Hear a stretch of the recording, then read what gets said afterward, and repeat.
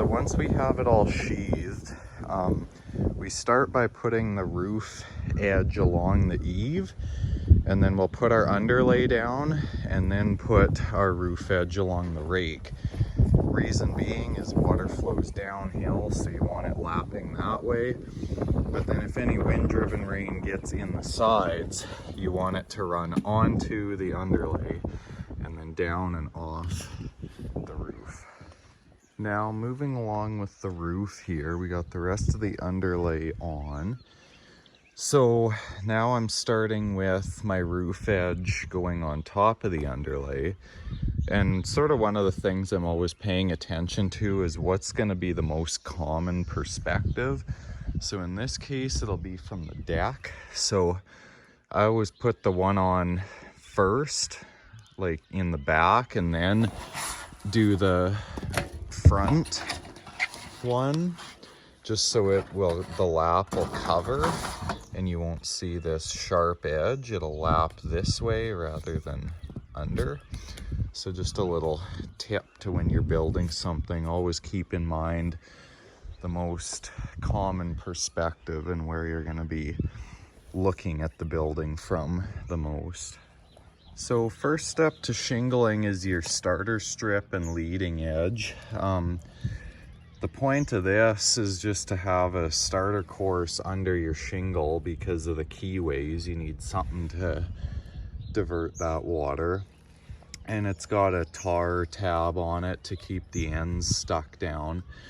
Now when I do my starter, because these are the same length as the shingles, I run my eave, the leading edge, down first, just so it gives it that 6-inch offset, because if you just run this to the edge, then all the keyways of your shingles will line up with your starters and totally defeat the purpose of you doing starter in the first place.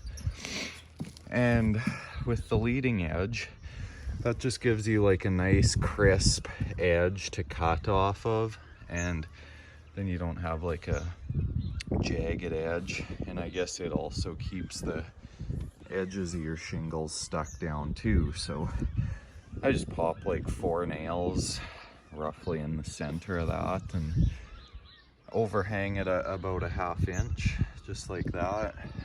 Nothing too fancy, just gauge it with your fingers, guess, and that's usually close enough. So I'll get this stuff put on and then get started on shingles. So starting off on the shingles here, I just have a couple courses done. I'll just grab the gun so I can sort of show you. So with asphalt shingles, the guns have this thing here. It's a movable gauge. This one has like, it moves in 1/4 inch increments, which is nice because you know all your Bostitch guns will be set exactly the same. So basically how that works is it just hooks onto the bottom of the shingle and then the nose butts into the next course, and that gives you your spacing. And then I don't know how many other guys do this, but to gauge it over, just like that, really simple. And then you have your overhang there, which it is pretty cold this morning, so I'm not even going to attempt a hook blade. I just have this old set of snips that I use for shingle snips. Now it is easier to go up from the bottom. The blade can ride a bit cleaner. Keep in mind I am doing this with my left hand, so I'm not going to be able to do it holding the camera. I need both hands. Then once you have that cut off, you save your cutoffs. On a hot day, I'm just in the habit of laying them upside down, and then lay your next one just above the tabs, because if it's plus 25 or plus 30, you leave those for 10 or 15 minutes before you go start your next course over there, and they're all stuck together and ruined. It'll leave black tar right across the face, and if you leave them overnight, then they're really done because they just rip apart in the morning. So yeah, always, if you're new to roofing, always get in the habit of laying any shingles upside down, because if you lay them like that, then they'll get stuck to the paper and it's just not a fun time. So yeah, I'll just keep progressively stepping up. And the reason you step up rather than just go across is it's just a lot more efficient. Then you're just not walking back and forth to do a complete line. You can just get a step going and step up, a lot less movement. Moving right along here, got all the way stepped up. I may need to do one more course. I think the ridge cap will come like right to there, so I'll see if I can get away without it, but might need one. So next step on the efficiency side, I guess, I always lay my bundle sort of up the stair step there, and that way, like once I get a little bit further up and can stand on the edge, I can have the gun in my right hand and just grab with my left, throw it down, nail it, grab the next one, and so on. These shingles are in the bundle in such a way that I can grab them without flipping my wrist too much. I like the way the ICO shingles are packaged. I've used gaff shingles once before. Hated them because they're well, that's not the only reason I hated them, but they're in the bundle differently. So like I've probably put thousands of square of ICO on, but did about, I don't know, 30 square of gaff, and I never got used to how they were in the package. It would screw me up every time when I'd pull one out, because I just had the wrist movements, you know, it was just second nature, right? But yeah, these shingles are pretty good. I don't really have any issues with them, so we'll keep going here. Now getting to the end, this is where I can start using that pile of cutoffs that I had. So there was 2 of them that were too short. You'll get that sometimes. You won't really be able to use those anywhere. But the majority of the pile, you'll be able to start. So you can see I started up here with that piece and this piece. Now I'm onto this piece. And sometimes they fit perfectly. I've had that happen before. But most of the time you'll have to trim a little bit off. So I'll just do that. I think it's getting warm enough out now that I can start using my hook blade. So I'll give that a try.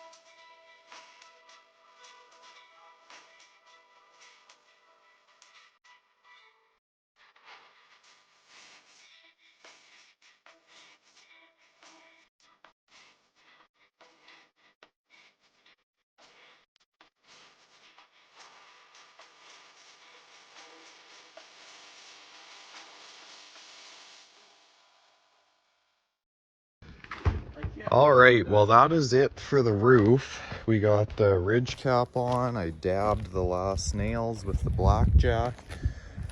So that turned out pretty good. Nice simple roof.